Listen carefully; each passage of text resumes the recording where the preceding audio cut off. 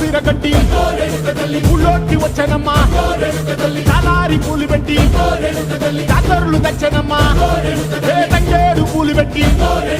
రంగాణ దూకేనమ్మా ముక్కు ముక్కెర పెట్టి ముల్లోకాల నెలనమ్మా ముందార చూడంగా మున్నూరు కన్నులమ్మా వెనకాల చూడంగా ఏనూరు కన్నులమ్మా సాధు సిద్ధులంతా